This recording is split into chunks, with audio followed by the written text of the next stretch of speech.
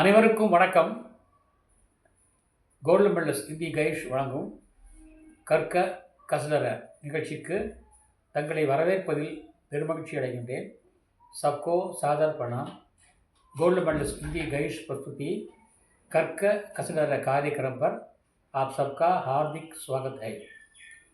आज का कार्यक्रम है परीक्षा की तैयारी के लिए कुछ ज़रूरी बातें शुरू करना चाहता हूँ, जो दक्षिण भारत हिंदी प्रचार सभा के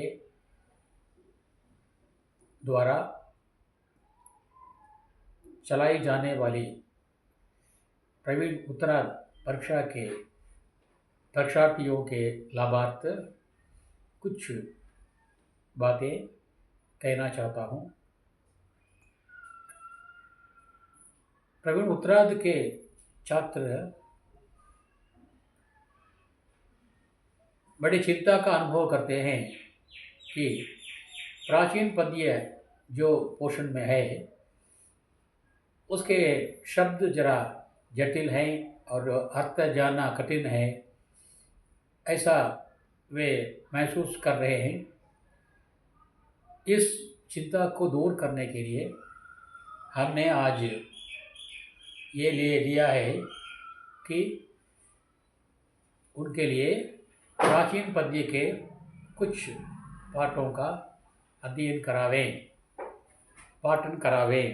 इस उद्देश्य से आज हमने कबीरदास के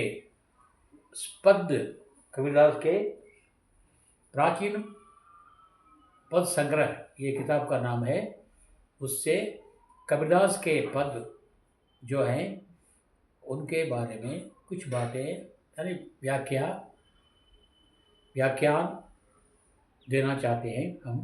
आज कबीरदास के एक पद, ये पद है माया महा ठगिनी हम जानी, माया महा ठगिनी हम जानी, तिरगुन फांस लिए कर डोले, तिरगुन फांस लिए कर डोले, बोले माधुरी बानी, बोले माधुरी बानी, केशव के कमला होई बैठी, केशव के कमला होई बैठी, शिव के भवन भवानी, शिव के भवन भवानी, पंडा के मूरत होई बैठी, पंडा के मूरत होई बैठी, तीरथ हो में पाने, तीरथ हो में पाने, जोगी के जोगिन होई बैठी, जोगी के जोगिन होई बैठी, राजा के घर रानी, राजा के घर रानी, राजा के घर रानी, राजा के घर रानी, काहू के हीरा होई बैठी, काहू के कौड़ी कानी, काहू के हीरा होई बैठी, काहू के कौड़ी कानी, भक्तन के भक्तिन होई बैठी, भक्तन के भक्तिन होई बैठी, ब्रह्मा के ब्रह्माणी, ब्रह्मा के ब्रह्माणी, कहे कबीर सुनो भाई साधो, ये सब अकत कहानी, कही कबीर सुनो भाई साधो, ये सब अकत कहानी. जो साधक है उन साधकों का, साधक माने तपस्या करने वाले, जो तपस्वी हैं, किसी कार्य में मग्न हैं. फॉर एग्जाम्पल, आप लोग छात्र जो परीक्षा के लिए तैयारी कर रहे हैं, आप भी एक प्रकार से साधक हैं. तपस्वी करने वाले ही साधक नहीं, तपस्या करने वाले मात्र साधक नहीं, तपस्वी ही साधक नहीं. आप जैसे जो किसी उद्देश्य की पूर्ति के लिए, लक्ष्य की पूर्ति के लिए जो मेहनत कर रहे हैं, अथक मेहनत कर रहे हैं, दिन रात मेहनत कर रहे हैं, वे भी साधक ही होते हैं. क्योंकि आज का ज़माना अलग है, वो प्राचीन काल वो अलग है. उस समय जंगल में मुनि लोग तपस्या करते थे. आजकल कौन तपस्या करता है? कौन जंगल है? जंगल है, लेकिन कौन जंगल में जाकर तपस्या करता है? नहीं ना. इसलिए आजकल इस प्रकार की परीक्षा के लिए कोशिश करके जो दिन रात मेहनत करते हैं, तकलीफ़ उठाते हैं, वे ही आज के ज़माने में साधक होते हैं. इसको आप ध्यान में रखिए. आज के ज़माने में साधक होते हैं.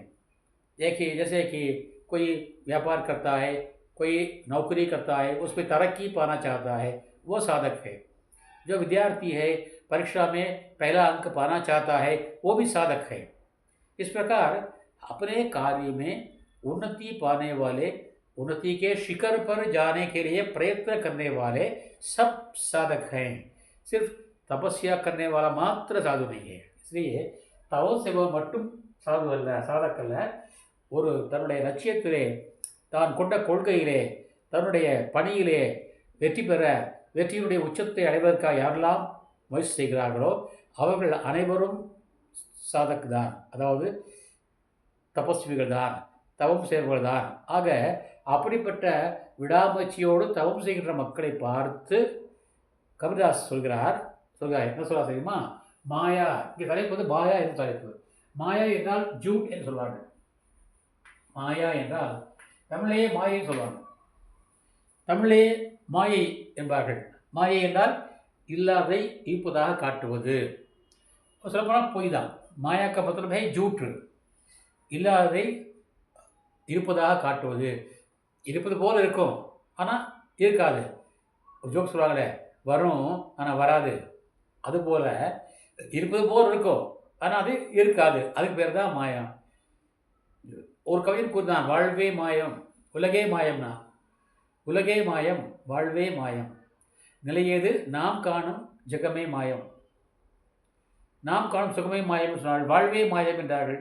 இப்படி கவிஞர்கள் பல வழிகளிலே இந்த வாழ்வை, இந்த நிலையற்ற வாழ்க்கையை மாயம் என்றே சொல்லியிருக்கிறார்கள். அதனால் காயம் என்று சொன்னார். காயம் என்பது மாயம்னா. காயம் என்றால் உடம்பு, மாயம் என்றால் மாயை. இல்லை, பொய். உடம்பு என்பது பொய் சொல்கிறாங்க. உடம்பு என்பதே பொய்ங்கிறாங்க. என்பு தோல் போத உடம்பும்பார் வள்ளுவர். ஆக இங்கே மாயா என்ற வார்த்தைக்கு அர்த்தம் பொய் एक्चुअली अर्थम। कबीरदास के ख्याल में माया का मतलब अलग होता है। கபிலதாசை பொறுத்த வரைக்கும் வந்து மாயா என்ற வார்த்தைக்கு வேறு பொருள் இருக்கிறது. அது என்ன பொருள்? வேறு பொருள் என்றால் மனிதனுடைய முன்னேற்ற பாதையிலே இதெல்லாம் தடைக்கல்லாக விளங்குகிறதோ அது எல்லாமே மாயைதான். இப்பொழுது நாம் எக்ஸாமுக்காக, பரீட்சைக்காக நள்ளிரவிலே படிக்கிறோம், முடிவரை படிக்கிறோம். அப்போ படிப்பதுக்கு நமக்கு என்ன வேணும்? விளக்கு வேணும், வெளிச்சம் வேணும் இல்லையா? அப்படி வெளிச்சம் அதுக்கு என்ன செய்யணும்? மின்சார விளக்கு எரியணும். மின்சாரம் இல்லாவிட்டால் விளக்கு எரியாது.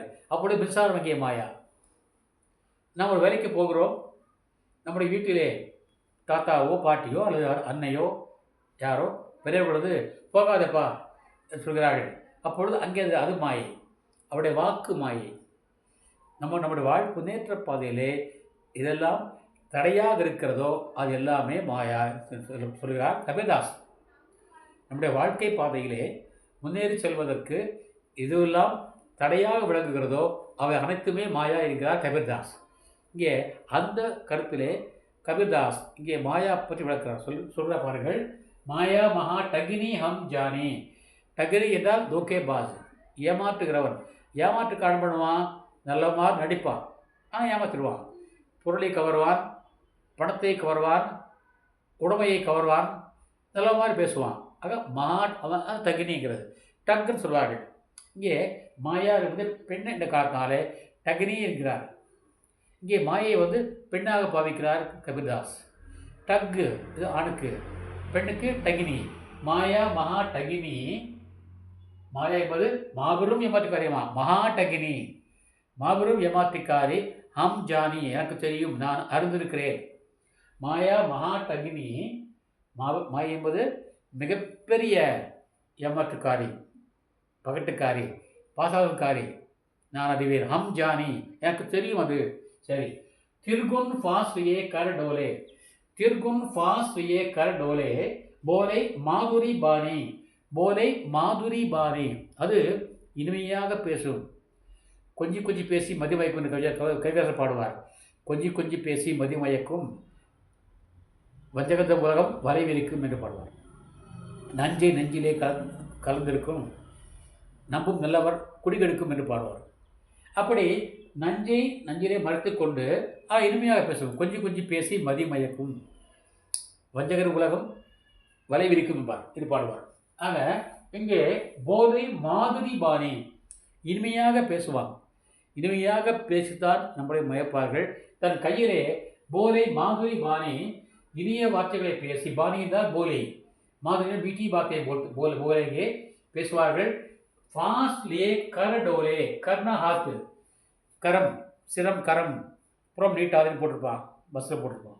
சிரம் கரம் புறம் நீட்டாதே, தலையோ கையோ வெளியே நீட்டாதீங்க, பஸ்ஸில் போட்டிருப்பான், நீ படிச்சுப்பீங்க.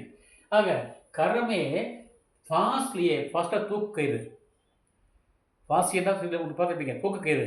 தூக்கு கயிறை தன் கையில் எடுத்துக்கொண்டு சுற்றுவான். டோலே என்றால் கூமா, கூம்தாய்.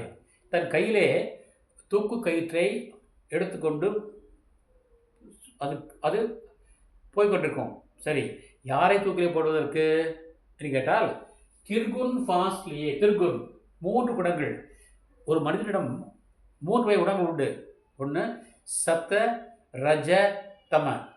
சத்த ரஜ தம, அது சத்தியத்தின் பாதையில் போகிறவன், சத்தியமே நினைக்கிறவன், சத்தியமே பேசுகிறவன், அவன் சத்துகுண. ரஜகுண கொஞ்சம் அந்த மண் மாதிரி. தம என்றால் இருட்டான குணம், அதாவது அவன்கிட்ட வந்து வெள்ளையாக இருக்காது, அவன் வெள்ளையாக இருக்க மாட்டான், கருப்பாக இருப்பான். கருப்பாக இருந்தால் நிறம் அல்ல, அவருடைய மனது கருப்பாக இருக்கும். இன்னும் கேட்பார்கள், ஐயா மாப்பிள்ளை பார்க்க போனோம், மாப்பிள்ளை கருப்பாக இருக்கான், பரவாயில்லைன்னா கேட்பாங்க. என்னும் கேட்டுக்கிறார்கள், என்னுடைய தக்கையே கேட்டுக்கிறாள். சார் அப்போ என் பொண்ணு பேத்திக்கு வந்து மாப்பிள்ளை பார்க்க போனோம், பையன் வந்து கருப்பாக இருக்கான், பரவாயில்லையா, கட்டிக்கலாமா என்று என்னை கேட்டுக்கிறாள். நான் சொல்லியிருக்கிறேன், உள்ளம் கருப்பாக இருக்கக்கூடாது, தோல் கருப்பாக இருந்தால் பரவாயில்லை. ஆக தம என்றால் இருட்டு கருப்பு. தம ரஜ தம, சத்த ரஜ தம. இன்னும் சொல்வார்கள், பெரியவர் சொல்வார்கள், இந்த குணத்தை பற்றி சொல்லுவது, அறிவிப்பு சொல்கிற பொழுது, ஒருவன் கற்பூர புத்தி, இன்னொருவன் கரித்துண்டு புத்தி, இன்னொருத்தர் வந்து வாழைமட்டை புத்தி இருப்பார்கள். கற்பூர புத்திங்கிறவன் நான் சொல்வதை டக்குன்னு பிடிச்சிக்குவான், உடனே அதை பிடித்துக் கொள்வான். கரிக்கட்டை புத்தி இருக்கிறவன் வந்து போட்டு ஊதுறவனை ஊதியே இருக்கணும், அப்போ தான் அது நெருப்பிடிக்கும், அது கரிக்கட்டை புத்தி. வாழைமட்டை புத்திங்கிறது, வாழைமட்டை எவ்வளோதான் அடுப்பு போட்டு வச்சாலும் அது எரியாது, ரொம்ப கஷ்டம். அது மாதிரி அவருக்கு எழுதுனா புரியாது. ஆக அறிவை வந்து 3 வகையாக பிரித்தார்கள். தம ரஜ ரஜ சத்த ரஜ தம. ஆக திர்குன் 3 குணங்களையும் 3ஐயுமே அது தூக்கி போடுமாமா. இது இந்த மாயா. கையிலே கயிற்றை ஏற்றிக்கொண்டு, தூக்கு கயிற்றை ஏற்றிக்கொண்டு, சத்வகுண, ரஜகுண, அவர் தமகுண 3 குணங்களையுமே வந்து தூக்கிலே போடுவதற்காக நம்மிடம் வந்து கொஞ்சி பேசி, இனிமையாக பேசி எங்களுடைய குணங்களை, அறிவை தூக்கிலே போட தயாராக வரும். இது வரும் மாயா. மாயா மா டகினி ஹம் ஜானோ தெர்குன் ஃபாஸ்லியே கர் டோலே போலே மாதுரி பாணி. இனிமையாக பேசிக்கொண்டே நம்மிடம் உள்ள சத்தோகுணம், ரஜோகுணம், தமகுணம் 3ஐயும் தூக்கிலே போடுவதற்காக, அழிப்பதற்காக அது சுட்டிக்கொண்டே இருக்கும். அடுத்ததாக யாரெல்லாம் வந்து யாருக்கு யார் மாயா? கேஷவ்கே கமலா ஹோய் பைட்டு. விஷ்ணுவுடைய மனைவி கமலா தான் இங்கே ஏமாற்றுக்காரி, ஒய்ஃப் என்று சொல்கிறார்கள். ஆங்கிலத்திலே ஒய்ஃப் என்பார்கள், WIFE. ஆங்கிலத்தில் ஒய்ஃப் என்று சொல்கிறார்கள், மனைவி இப்போ சொல்லும்போது. ஒய்ஃப்க்கு என்ன அப்ரிவேஷன் கேட்டாக்கா, ஒய்ஃப் என்றால் ஒரி, W என்றால் ஒரி, I என்றால் invites, F for, E ever. Worries invites for ever என்பார்கள். ஒரிஸ் இன்வைட்ஸ் ஃபார் எவர் என்று அதற்கு விளக்கம் சொல்கிறார்கள். சில பேர் சொல்கிறார்கள், நார்மலே என்னுடைய புத்தகத்தில் எழுதியிருக்கேன், நீங்கள் படித்துக்கலாம். ஒய்ஃப் என்றால் ஒரிஸ் இன்வைட் ஃபார் எவர். இங்கே கேஷோகே கமலா ஹோய் பேட்டி. ஒரு எழுத்தாளர் இருந்தார், அவரை பார்க்க அவருடைய ரசிகர்கள்லாம் போனார்கள். கேள்விக்கிறார்கள், ஐயா நீங்கள் திருமணத்திற்கு முன்னாலே நிறைய நகைச்சுவை கதைகள், காதல் கதைகள் எழுதிகளே, இப்போது ஏன் எழுதுவது கிடையாது? அதுக்கு அவர் சொன்னாராமா, அந்த எழுத்தாளர், கல்யாணத்துக்கு முன்னால் நான் எழுதிட்டு இருந்தேன், கல்யாணத்துக்கு அப்புறம் ஒரே சோகம் நேரமா, கல்யாணத்துக்கு அப்புறம் ஒரே சோகம் நேரமா. ஆக கல்யாணத்துக்கு அப்புறம் வந்து சோகம்தான், அதற்கு முன்னாலே சோகம் கிடையாது. அதுக்கு என்ன காரணம் என்றால் தன்னுடைய மனைவி. ஆக கேசவுக்கே கமலா ஹோய் பைட்டி, விஷ்ணுவுக்கே வந்து விஷ்ணுவுடைய மனைவி கமலா மாயை தலை சொல்வாள். அடுத்தது சிவகே பவன் பவானி, சிவன் வீட்டிலே பவானி, சிவன் கே பவன் கர் கர் பவன், பவன்னா கர், சிவ் கே பவன் பவானி, சிவனுடைய வீட்டிலே வந்து சக்திதான் அவருக்கு தடை மாயை. விஷ்ணுவுக்கு விஷ்ணுனுடைய மனைவி தடை, சிவனுக்கு சிவனுடைய மனைவி பார்வதி தடை.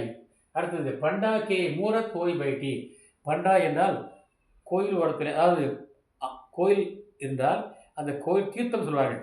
அந்த புனித நதிகளிலே கரை இருக்கும், அந்த கரையிலே வந்து உட்கார்ந்து கொண்டு வைதிகம் செய்வார்கள், புனிதம் செய்வார்கள். அந்த புனிதம் செய்கிறவன் அங்கே உட்காந்துருப்பான், ரெண்டு சொம்பெல்லாம் வச்சுட்டு இருப்பான், ஒரு சிலையை வச்சு உட்காந்துருப்பான். யாராவது வந்தாக்கா அவளுக்கு திதி பண்ணுவான், யாகம் பண்ணி கொடுப்பான், இதெல்லாம் செய்து கொடுப்பார்கள். அவளை பண்டா என்பார்கள். அங்கு வடநாட்டிலே நம்ம இங்கே நம்ம ஐயர் சொல்லுவோம், ஐயர் சொல்லுவோம், புரோகிதர் சொல்லுவோம். ஆனால் வடநாட்டிலே அவளை பண்டா என்பார்கள். பண்டாக்கே பண்டாக்கே மூரத் கோய் பெட்டி, மூரத்னா சிலை, ஏதோ ஒரு சிலை வச்சுக்குவான், வச்சுட்டு எதிர்பார்த்து யாராவது வருவாங்களா வரமாட்டாங்களா என்று எதிர்பார்த்து கொண்டிருப்பான்.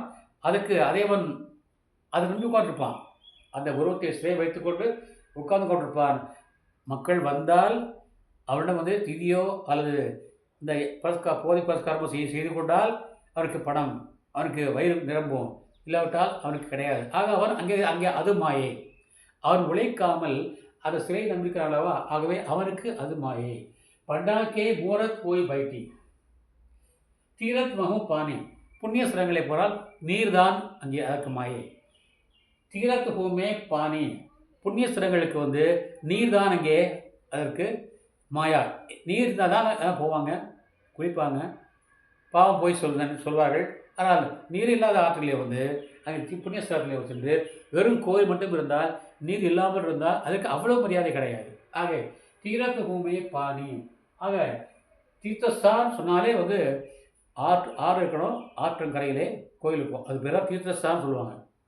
अगर तीर्थस्थान में अगर पानी ना हो तो वो भी बेकार है. சரி, वहाँ पर पानी माया है, அதை நம்பித்தான் இருக்கிறான், நீ அதை நம்பி இருக்காதே. तीर्थ हो में पानी, अच्छा वो माया है. जोगी के जोगिन होई बैठी, ஒரு யோகிக்கு உதாரணமாக ஒரு கதை உண்டு. விஸ்வாமித்திரரையே வந்து மயக்கியவள் மேனகை. நீங்களாம் படிச்சிருக்கீங்க, வரலாற்று படித்திருப்பீர்கள். விஸ்வாமித்திரரையே வந்து அவருடைய தபத்தை கெடுத்தாள் மேனகா. அது மேனகாக்கும் விஸ்வாமித்திரன் பிறந்த மகள் தான் சகுந்தலா. அந்த கதை நீங்கள் அறிவீர்கள்.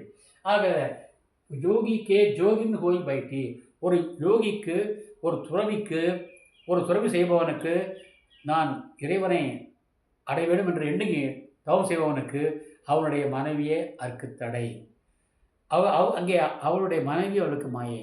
ஜோகிக்கே ஜோகின் ஹோய் பைட்டி, ராஜா கே கர் ராணி, ராஜா வீட்டிலே ராணி தான் அவனுக்கு மாயா. உதாரணமாக சிலப்பதிகாரத்திலே நெடுஞ்செழியன் இறப்பதற்கு என்ன காரணம் என்றால் அந்த சிலம்பு தான். அந்த சிலம்பை யார் கேட்டார்கள்? ராணி கேட்டாள். எனக்கு இந்த சிலம்பு வேண்டும் என்று கேட்டாள். அந்த கேட்டதன் காரணமாகத்தான் அவன் கோவலன் கொலையுண்டான், பாண்டியன் நெடுஞ்செழியனும் கீழே விழுந்து இறந்தான், யானே கல்வன் என்று சொல்லிவிட்டு இறந்தான். இது சிலப்பதிகாரம் கூறுகிறது இல்லையா? ஆக ராஜா கேகர் ராணி, ராஜா வீட்டிலே வந்து ராணி தான் மாயை, அவனை மேலே விடாமல் தடுத்தது ராணிதான். இந்த அதே போல் ராமாயணத்தில் கூட வந்து இந்த ராவணனுக்கு எதிரியாக வந்தவள் யார்? சீதை அல்ல, அவருடைய தங்கை சூர்பனகை. ஆக அதுக்கு என்ன காரணம்? சீதாவும் ஒரு காரணம். சீதா அவனுடைய அழகை மயக்காமல் இருந்தால் ராவணன் செய்திருக்க மாட்டான், ராவணன் சரியாஎடுக்க மாட்டான், தன்னுடைய அழுவையை அவனே செய்து கொள்ள மாட்டான். அதுக்கு காரணம் வந்து அந்த பெண். ஆக ராஜா கே கர் ராணி, காஹூ கே ஹீரா ஹோய் பைட்டி, காஹூ கே ஹீரா ஹோய் பைட்டி. காஹூ என்றால் பணக்காரர்கள், வைர வியாபாரி. பணக்காரனுக்கு வைரம் தான் மாயா.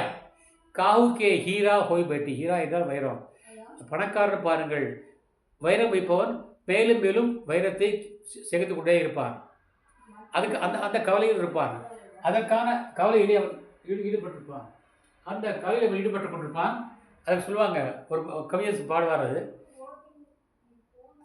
தெட்டிக்குன்னு போகிறதுக்கு திருடன் வருவான்னு. தெட்டிக்குன்னு திருடுறதுக்கு தெட்டிக்குன்னு போகிறதுக்கு திருடன் வருவான்னு துட்டுள்ள சீமாங்க தூங்காமல் முழிப்பாங்க. துட்டுள்ள சீமாங்க தூங்காமல் முழிப்பாங்க. அவனுக்கு என் நேரம் வந்து அந்த பணத்தையே அவன் பார்த்து கொண்டிருப்பான். பணப்பெட்டியே காத்து கொண்டிருப்பான், காவல் காத்து கொண்டிருப்பான். துட்டுள்ள சீமாங்க தூங்காமல் முழிப்பாங்க. துட்டும் கையில் இல்லை, தூக்கத்துக்கும் பஞ்சம் இல்லை. துட்டும் கையில், துட்டுங்களா பணம், துட்டும் கையில் இல்லை, தூக்கத்துக்கும் பஞ்சம் இல்லை. பெட்டியும் தேவையில்லை, பூட்டுக்கும் வேலை இல்லை. பெட்டியும் தேவையில்லை, பூட்டுக்கும் வேலை இல்லை என்று கவியரசர் பாடுவார். ஆக அந்த பாடலை போல அந்த வைர வியாபாரிக்கு வைரம்தான் எதிரி. காவுக்கே ஹீரா ஹோய் பைட்டி. வைர வியாபாரிக்கு வைரம்தான் எதிரி. காவுக்கே கவுடி காணே. அதே இடத்துல ஒன்றுமே இல்லாத ஒரு ஏழைக்கு, காவூரில் நீங்கள் ஏழை ரெண்டு பேருங்க. ஒன்று காவுக்கு வந்து வைர வியாபாரி பணக்காரன், இன்னொரு காவுக்கு வந்து ஏழை. காவுக்கே கவுடி காணே. கவுடி என்றால் சல்லி காசு என்பார்கள். ஒரு பைசா, நான் ஒரு பைசா அதாவது கவுடி என்பார்கள். சொல்லுவாங்க, சல்லி காசு என்கிட்ட இல்லைப்பா, சல்லி காசு நான் சம்பாதிக்க முடியல, கையில் ஒரு பைசா இல்லை, வீட்டில் வந்து அடுப்பில் வந்து போட தூங்குதுமாங்க. காசு இல்லை, சமைக்க முடியவில்லை, பொருள் இல்லை, ஆகவே பூனை தூங்குகிறது, சாப்பாடு இல்லை, பசிக்கிறது. அப்போ அவனுக்கு இது என்ன எதிர்பார்த்துட்டு இருப்பான்? அந்த காசை எதிர்பார்த்து கொண்டிருப்பான். அந்த காசு இதே அவனுக்கு மாயா இருக்கும். அந்த காசுக்கு அவன் என்ன பண்ணுவான்? தவறு செய்வான். அதான் சொல்கிறாங்க, மாயான்னு சொல்கிறாரு. காவுக்கே கவுடி காணி. கவுடி என்றால் பைசா, ஏக் பைசா, ஒரு காசு. அந்த காலத்தில் வந்து தம்படிம்பாங்க, பெரியவர்கள் தெரியும். அந்த காலத்தில் தம்படி என்பார்கள். தம்படி என்றால் ஏக் பைசா, ஒரு காசு. காவுக்கே கவுடி காணி. அவனுக்கு வந்து தம்படி தான், காசு தான் அவனுக்கு மாயா. காசு இல்லாவிட்டால் அவனுக்கு இல்லாவிட்டால் வாழ்க்கை இல்லை, சாப்பாடு இல்லை. அவர் இதுவும் சொல்வார், அவையா சொல்வார், ஒரு பாடல் சொல்லுவார். என்ன சொல்வார் தெரியுமா? நீங்களாம் வந்திருப்பீங்க அந்த பாடலே. என்ன? கல்லானே என்றாலும் கைப்பொல் ஒன்று உண்டாயின் எல்லாரும் சென்றும் எதிர்கொள்வர். கல்லானே ஆனாலும், அவன் படிப்பிலோட பரவாயில்ல, கல்லானே ஆனாலும் கைப்பொருள் ஒன்று உண்டாயின், கையில் பணம் இருந்தால் எல்லாரும் சென்று அங்கு எதிர்கொள்வர்.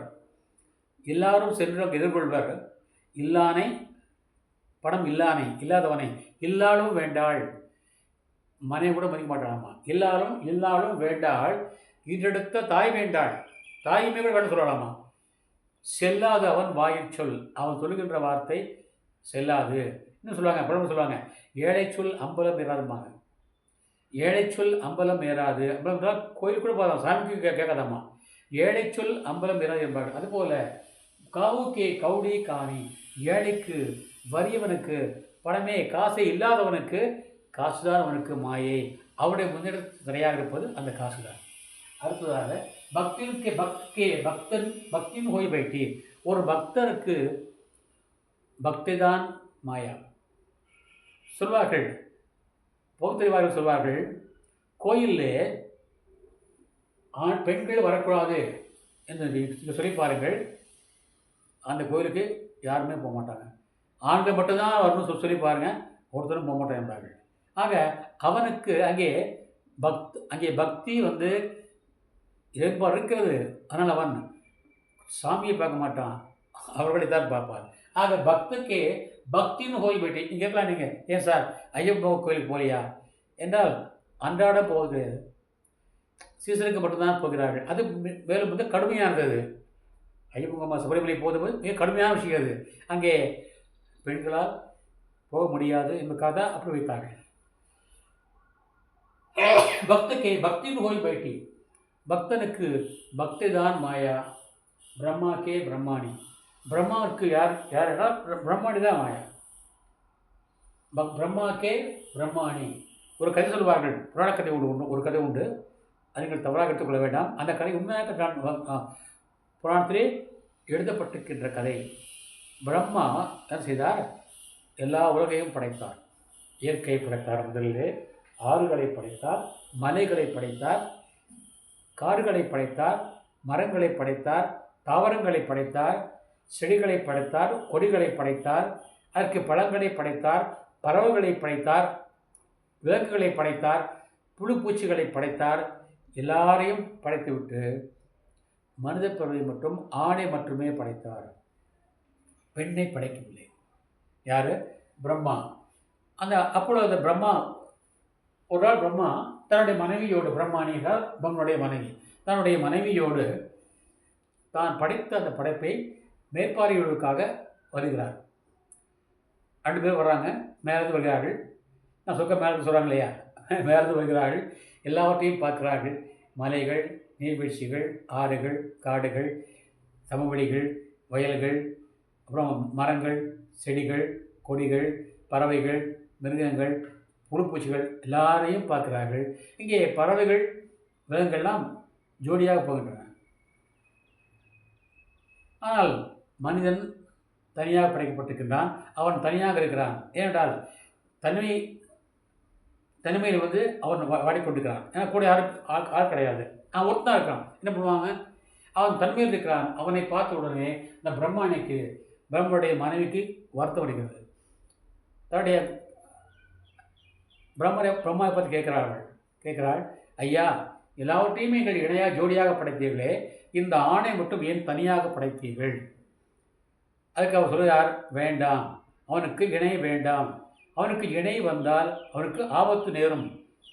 இல்லை, நீங்கள் கண்டிப்பாக அவனுக்கு ஒரு ஜோடியை நீங்கள் படைத்தான் ஆக வேண்டும். நான் ஒத்துக்க மாட்டேன், இல்லை நான் வீட்டுக்கு வர மாட்டேன் என்று அடம்பிடிக்கிறாள் பிரம்மனுடைய மனைவி. பிரம்மாக்கே பிரம்மான்ற கதை பொருள். இங்கே இந்த கதையை இங்கே சொல்கிறார் கபீர்தாசர். பிரம்மா ஆணை மட்டும் படைத்தார், பெண்ணை படைக்கவில்லை. தன்னுடைய மனைவி அடம்பிடித்ததால் காரணமாக பெண்ணையும் படைக்கிறார். சரி, இப்பொழுது தன்னை படைக்கின்ற ஆணை படைக்கின்ற பொழுது ஒன்றை படைக்கின்ற போது ஒரு மாடல் வரும் அல்லவா? ஒரு ஓவியன் படம் வரைகிறான் என்றால் அதுக்கு ஒரு மாடலை வைத்திருப்பான். அந்த மாடலை பார்த்து தான் இங்கே வரைவான். அதே மாதிரி வரைஞ்சிருப்பான். நீங்கள் பார்த்துருப்பீர்கள். அவனுக்கு ஒரு ரோல் மாடல் வேணும். அந்த மாடலை பார்த்து தான் வரைவான். அப்பொழுது இவர் படைக்கின்ற பொழுது தன்னையே மாடலாக வைத்து படைத்தார். அந்த அந்த மனிதன் இவரை போல் வைக்கிறான், முதல் மனிதன். ஏன்னா இவருடைய மாடல் தான் அது. இவர் தன்னையே மாடலாக வைத்து அவருக்கு மனிதரை படைத்தார். சரி, ஓகே. இப்பொழுது பெண்ணை படைக்க வேண்டும். அதுக்கு என்ன மாடல்? உடனே அந்த அம்மா சொல்லிச்சு, என்னையே மாடலாக வச்சுங்க, என்னையே நீங்கள் மாடலாக வைத்துக் கொள்ளுங்கள் என்று சொல்லுகின்ற பொழுது அங்கே தன்னுடைய மனைவியின் வார்த்தையை கேட்ட பிரம்மா தவறு செய்தார். அவரையே பிரம்மாவுடைய தன்னுடைய மனைவியை மாடலாக வைத்து ஒரு பெண்ணை உருவாக்கினார். ஆக பெண்ணை உருவாக்கினார். அந்த பெண்ணும் அந்த ஆணோடு சேர்ந்து கொண்டு வாழ்ந்து வந்தாள். காலம் கடந்தது. ஒரு நாள் இதே போல் மறுபடியும் அந்த பிரம்மனுடைய மனைவி சொல்கிறார், ஐயா, நம்முடைய படைப்பை நாம் போய் பார்த்து வரலாம். நாம் முதல்ல பறவைகளை படைத்தோம், மிருகங்களை படைத்தோம், அதெல்லாம் இருக்கு இல்லையா? இப்போ அந்த நாம் ஆணை படைத்து ஆணுக்கு ஒரு பெண்ணையும் படைத்தோமே, அவர்கள் எப்படி இருக்கிறார் என்று பார்க்க போகலாம் என்று சொல்கிறார். அப்படி பிரம்மா சொல்கிறார், வேண்டாம், அங்கே போக வேண்டாம், போனால் ஆபத்து என்கிறார். அதுதான் முடியாது, ஆரம்பிக்கிறார். இல்லை, போய் தான் தீரணும். சரி, நான் மட்டும் போகிறேன் என்று தனியாக சென்றாள்.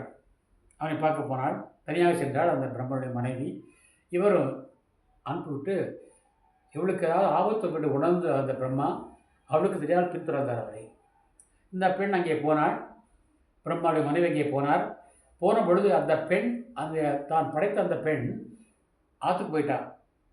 துவைக்கவோ குளிக்கவோ அதோ வேலைக்காக ஆற்றுக்கு போய்விட்டாள். அங்கே அந்த குடிசையில் ஆண் மட்டும் தனியாக இருந்தான். இங்கே பிரம்மனுடைய மனைவி போன உடனே, ஏனால் பிரம்மனுடைய மனைவியை பார்த்தா மாடல், அதுதான் மாடல். அதே போல் தான் அந்த பெண்ணை படைத்தார். ஆகவே அவர் என்ன செய்தான், ஓ, என்னுடைய மனைவி தான் வந்துவிட்டாளோ என்று அவளை தொடர்ந்தான். அவளை தொடப்போனான். தொடப்போன பொழுது அந்த அம்மா பயந்துச்சு, ஐயோ என் தொட வராளே என்று. அப்போ அவர் சொல்கிறாள், இல்லைப்பா, நான் அவளுடைய மனைவி இல்லை, அவளை காணவில்லையே என்று சொல்லும்போது, இல்லை, நீ அவளை மாதிரி இருக்கிறாய், நீ தான் அவளை மனைவி என்று அவளை தொட போகின்ற பொழுது பிரம்மானே விலகி ஓடுகிறாள். அவளை பின்தொடர்கிறான் பிரம்மா. கடைசியிலே ஓடிக்கொண்டே இருக்கும் பொழுது வருகின்ற வழியிலே பிரம்மாவை பார்த்து விட்டாள். பிரம்மன் அவனை பிடித்து கொண்டு வா என்று மறைந்து விட்டார். அவன் ஆடவன் கண்ணுக்கு தெரியாமல் இருவரும் மறைந்து விட்டார்கள். தனியாக போயின்னு நான் சொன்ன வீட்டுக்கு சொன்னார் அவர். பிரம்மா சொன்னார், பார்த்தாயா நான் சொன்னேன்னல்லவா அந்த ஆடவன் தனியாக தான் இருக்கணும், கூட இருந்தால் அவனுக்கு ஆபத்து சொன்னல்லவா, இப்போ உனக்கு ஆபத்து வச்சு இல்லையா, அதுபோல் அவனுக்கும் ஆபத்து வரும். ஆகவே நீ என்னுடைய பேச்சை கேட்காமல் போய்விட்டாய், ஆகவே நீ எனக்கு மாயா என்று சொல்லி பிரம்மாக்கே பிரம்மானி என்று சொன்னார். அந்த கதையைத்தான் கபீர் சொல்கிறார். பிரம்மாக்கே பிரம்மானி, அதாவது தனியாக இருக்கிறது எந்த கவலையும் இல்லை. அவனுக்கு திருமணமாகி இணை வந்து விட்டால் அவனுக்கு எல்லா கவலையும் வந்துடும். ஒவ்வொன்றா பொறுப்பு வந்துட்டே இருக்கும். ஆக திருமணம் ஆகின்ற வரைக்கும் அவன் ராஜாவாக இருப்பான், தனிக்கல் ராஜா இருப்பான். ஆன பிறகு அவனுக்கு நிறைய பொறுப்பு வந்துடும். ஆகவே பிரம்மனுக்கு வரும்போது சாதாரண மனிதனுக்கு என்ன நான் சொல்ல, பிரம்மாக்கே பிரம்மானி. ஆக இத்தனை கதைகளையும் சொன்ன கவி சொல்லார், கஹே கபீர் சுனோபாயி சாதோ. ஆகவே கபிலராகி நான் சொல்கின்றேன், சாதுக்களே, தவம் செய்பவர்களே, சாதக் தான், சாதக் தவம் செய்பவர்களே, அதாவது தன்னுடைய லட்சியத்துக்காக அயராது இரவு பகல் பாராது பாடுபடுகின்ற மக்களே, நீங்கள் எல்லாம் கேளுங்கள், இந்த கதையை நீங்கள் கேளுங்கள், மனதை வைத்துக் கொள்ளுங்கள். ஏ சப் அக்கத்து கஹானி, இந்த மாதிரி நிறைய சொல்லப்பட்டிருக்கு. கத்னா சொன்னது, அக்கத்னாக்கா சொல்ல ஒண்ணா கதைகள், இது போன்று சொல்ல ஒண்ணா கதைகள் நிறைய இருக்கிறது. ஆகவே நீங்கள் யாருமே மாயைக்கு ஆட்படாதீர்கள். மாயா என்பது நம்முடைய கடமையை நமக்கு செய்ய விடாமல் தடுக்கின்ற ஒரு பொருளாகும். ஆகவே நீங்கள் மாயைக்கு ஆட்பட வேண்டாம் என்று சொல்கிறார். சொல்லாம உங்களுக்கு புரிய நினைக்கிறேன், அப்படியே படித்தா புரியணும். மாணவர்களாக நீங்கள் கொஞ்சம் கவனமாக படியுங்கள், உங்களுக்கு புரியும்.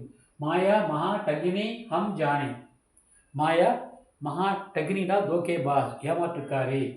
திர்குன் ஃபாஸ்லியே கரடோலே, கையில் எப்படி யமன் தன் கையிலே பாசக்கயிற்றை எண்ணி கொண்டு சுற்றுவானோ அதுபோல் இந்த மாயா என்பது, பொய் என்பது தன்னுடைய கையிலே தூக்கு கயிறை ஏந்திக்கொண்டு போகும். இங்கெல்லாம் அந்த 3 குணங்கள், சதோகுணம், ரஜகுணம், தமகுணம் 3 இருக்கிறதோ அதை தூக்கிலே போட்டு கொள்வதற்காக அது நம்ம சுற்றி வரும். போலை மாதுரி பானி, இனிமையாக பேசி நம்மை சிக்க வைக்கும். நான் ஏற்கனவே சொன்ன மாதிரி கொஞ்சம் பேசி மதிமயக்கும் என்பார் கவிஞர். வஞ்சகர் உலகம் வளைவிருக்கும், அப்படி அது வளைவிருக்கும் அது. ஆக அப்படி ஒவ்வொன்றா சொல்ல பாருங்கள். கேஷவுக்கே கமலா ஹோய் பைட்டி, விஷ்ணுவுக்கு விஷ்ணுவுடைய மனைவிதான் மாயா, ஜூட்டு. சிவ்கே பவன் சிவானி பவானி, சிவ்கே பவன் பவானி, சிவனாலும் அது அர்த்தம். சிவ்கே பவன் பவானி, சிவனுடைய வீட்டிலே சக்திதான் மாயா, ஜூட்டு. பண்டாக்கே மூரத் போய் பைட்டி, பாண்டேவுக்கு புரோகிதம் செய்கின்ற பிராமணனுக்கு புரோகிதனுக்கு அந்த இறைவனுடைய சிலைதான் அவனுக்கு மாயை. தீரத்தகமே பானை, புனித தலங்களிலே நீரில் உள்ள கோயில்களிலே தண்ணி தான் மாயா.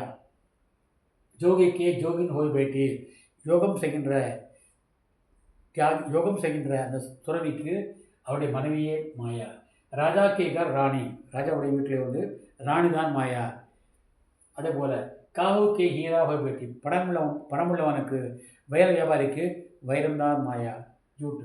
காஹு கே கௌடி கானே, பணம் இல்லாத ஏழைக்கும் அதே காசுதான் மாயா. பக்திக்கே பக்தின் ஹோய் பைட்டி, பக்தர்களுக்கு பக்தை தான் மாயா. பிரம்மா கே பிரம்மானி, பிரம்மனுடைய மனைவிதான் மாயா. மாயாதான் ஒரு மனிதனுடைய முன்னேற்ற பாதையிலே இதெல்லாம் தடையாக வருகிறதோ அதெல்லாம் மாயங்கார். அப்போ தடையதாங்கிறார். கஹே கபீர் சுனோபாயி சாது, நீங்கள் வீரமணி கட்டமனுடைய வரலாற்றை படுத்திருப்பீர்கள். அவருடைய தம்பி அவர் தம்பி இருந்தார். அந்த தம்பியை அவன் போருக்கு போகின்ற பொழுது அவருடைய மனைவி சொல்வாள், அழுவாள், போகாதே என் கனவா, பொல்லா சொப்பன் நானும் கண்டேன் என்று பாடுவார். அதுக்கெல்லாம் அதை படுத்திருப்பீர்கள். ஆக போகும்போது அவள் தடை செய்கிறாள். அந்த தடையின் காரணமாகத்தான் அவன் போரிலே இறந்து போகிறான், வெள்ளையத்தேவன். அப்படி பக்தின் ஹோய் பைட்டி, ब्रह्मा के घर ब्रह्मानी, काहू के हीरा होई बैठी, काहू के कवड़ी कानी, भक्तन के भक्तिन होई बैठी, ब्रह्मा के ब्रह्मानी, कहे कबीर सुनो भाई साधो. சாதக்களோ, இது சாது இல்லை, சாதக்களோ, அதாவது தவம் செய்கின்ற லட்சியத்துக்காக அரும்பாடு படுகின்ற மக்களே கேளுங்கள். இசப் அக்கத் கஹானி, இது போன்ற சொல்ல ஒண்ணா கதைகள் நிறைய இருக்கின்றன. ஆகவே நீங்கள் மாயாவினுடைய மகிமையை அறிந்து கொள்ளுங்கள். என்றாவது மாபெரும் ஏமாற்றுக்காரி. மாயா மகா டகினி ஹம் ஜானி तिरगुन फांस लिए कर डोले बोले माधुरी बानी केशव के कमला हुई बैठी शिव के भवन भवानी भंडा के मूर्त हुई बैठी तीर्थ में पानी जोगी के जोगिन हुई बैठी राजा के घर रानी खाओ के हीरा हुई बैठी काल के कौड़ी कहानी भक्तिन के भक्तिन हुई बैठी ब्रह्मा के ब्रह्माणी कहे कबीर सुनो भाई साधो ये सब अकथ कहानी। यह व्याख्या मैंने आपको दी है।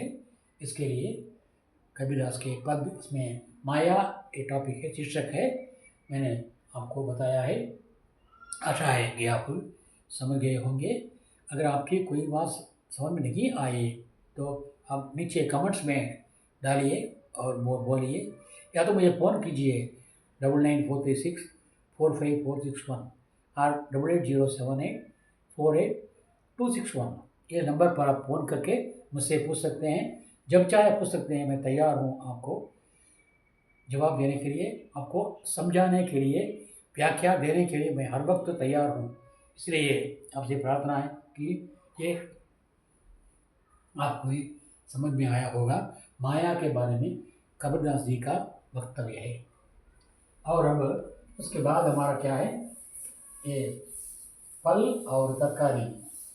फल और तरकारी ये लिखता हूँ मैं, आप नोट कर लीजिएगा। फल और तरकारी, फल और तरकारी, फल फूल और तरकारी, फल फूल तरकारी, फल फूल तरकारियाँ, फल फूल और तरकारियाँ। दर हरी कोतवरंगाई,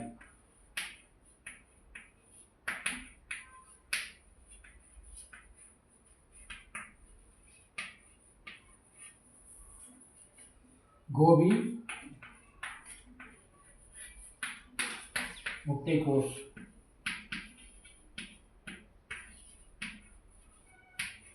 गोभी मुट्टेकोस,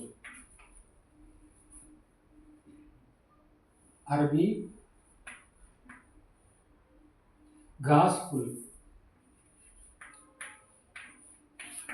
घास फूल, अरबी சேப்பங்கிழங்கு,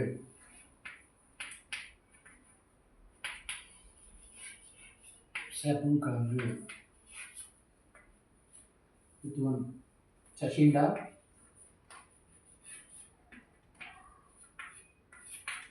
புடலங்காய், புடலங்காய், சசிண்டா புடலங்காய், दरहरी कोतवरंगाई, गोभी मुट्टेकोस, घास पुल, पुल ग्रासम சொல்லுவாங்க, अरबी சேப்பங்கிழங்கு, சசிண்டா புடலங்காய், சசிண்டா புடலங்காய்। लिख लिया होगा, எழுதிக்கிங்க। दरहरी कोतवरंगाई, गोभी मुट्टेकोस, घास पुल, अरबी சேப்பங்கிழங்கு, சசிண்டா புடலங்காய்।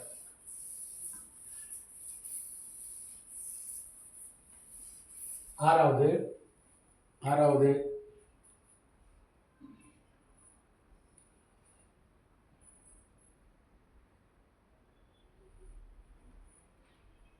चकोतरा, चकोतरा, नातंगाई,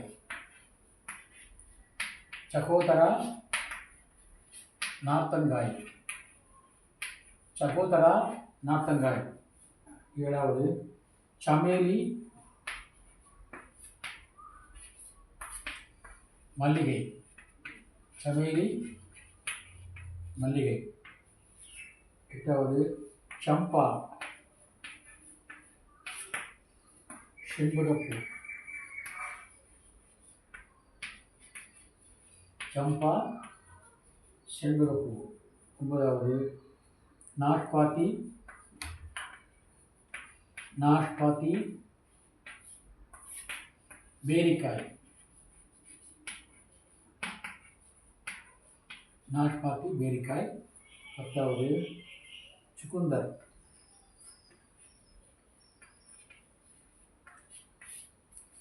சுகுந்தர் பீட்ரூட், சுகுந்தர் பீட்ரூட்.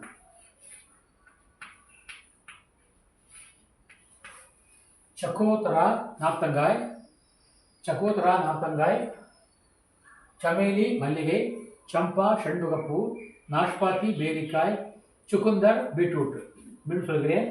தர்ஹரி கொத்தவரங்காய், கோபி முட்டைக்கோஸ், காஸ் புல், அரபி சேப்பங்கிழங்கு, சக்கோத்தரா நார்த்தங்காய், சச்சீண்டா புடலங்காய், சமேலி மல்லிகை, சம்பா செண்பகப்பூ, நாஷ்பாத்தி பேரிக்காய், சுகுந்தர் பீட்ரூட். இப்படியாக 10 காய்களை எழுதியிருக்கிறேன். 4க்கு 10 விதமாக நான் நிறைய உங்களுக்கு சொல்ல இருக்கின்றேன். அதேபோல் நாளைக்கு அடுத்த தலைப்பு இன்னொரு தலைப்போடு கபீர்தாஸுடைய அல்லது சூர்தாஸுடைய பிராச்சீன் பத்திய அந்த புக்கை எடுத்துக்கொள்ளுங்கள். பிராச்சீன் பத்தியிலிருந்து எடுத்துக்கொள்ளுங்கள். நீங்கள் நாளை வருகின்ற பொழுது அந்த புக்கை கையில் எடுத்துக்கொள்ளுங்கள். ஒவ்வொரு லைனாக பார்த்து கொள்ளுங்கள். நான் போர்டில் எழுதியிருக்கிறேன், இருந்தாலும் கூட நீங்கள் ஒவ்வொரு லைனாக பார்த்து கொள்ளுங்கள். பார்த்து கொண்டு அதற்கான பொருளை புரிந்து கொண்டு நீங்கள் எழுதினால் மனப்பாடம் செய்ய வேண்டிய அவசியமே இருக்காது. என்றால் பிரவீன் என்றால் ஓரளவுக்கு நீங்களாம் வந்திருப்பீங்க, ஓரளவுக்கு நாலேஜ் வந்திருக்கும். ஆகவே நீங்கள் கேட்டால் போதும், நீங்கள் சொந்தமாக எழுதலாம். அந்த அளவுக்கு உங்களுக்கு வந்து நாலேஜ் வந்திருக்கும் என்று நினைக்கிறேன். அந்த அளவுக்கு நாலேஜ் கொடுத்துருப்பார் நினைக்கிறேன். ஆகவே இது உங்களுக்கு ஒரு துணையாக நான் இருப்பேன் என்று கூறிக்கொண்டு, மேலும் மேலும் நீங்கள் அறிய விரும்பினால் இதை வீடியோ மீண்டும் மீண்டும் பாருங்கள். 2 முறை பாருங்கள், 3 முறை பாருங்கள், சொல்லி பாருங்கள். அந்த காலத்திலே நாங்களாம் படிக்கிற பொழுது ஒவ்வொரு பாட்டையும் வந்து மனப்பாடமாக சொல்ல சொல்வார்கள். தமிழாசிரியர் ஒவ்வொரு பாடத்தையும் ஒவ்வொரு பாட்டையும் பாடலாகவே பாடி காட்டுவார்.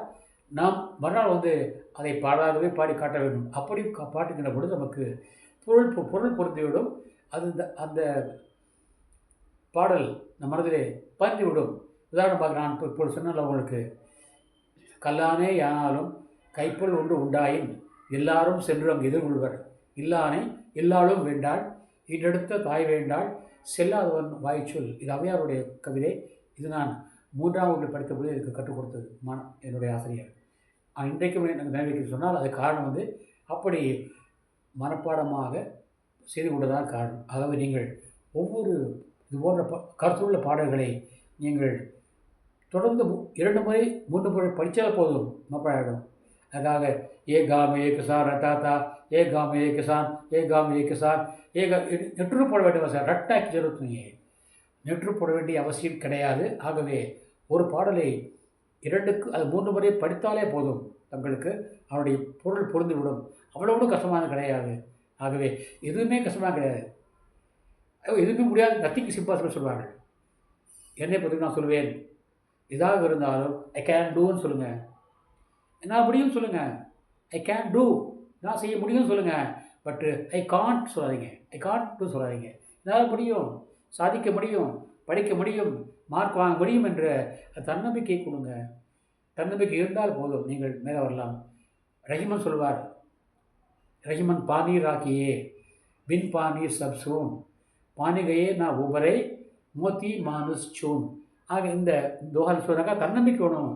தன்னம்பிக்கை இல்லாதவன் முன்னேற முடியாது. என்னால் முடியும் சொல்லணும்.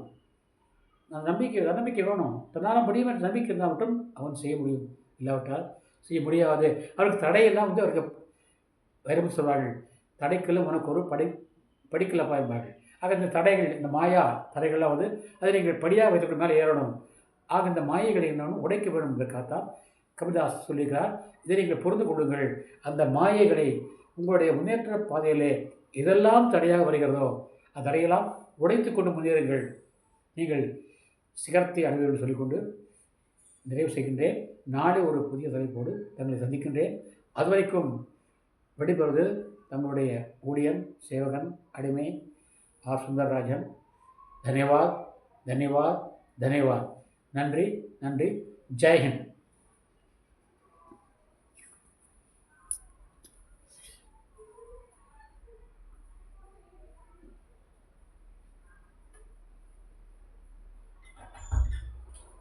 அண்ணா ஓடி ஓடி ஓடி ஓடி.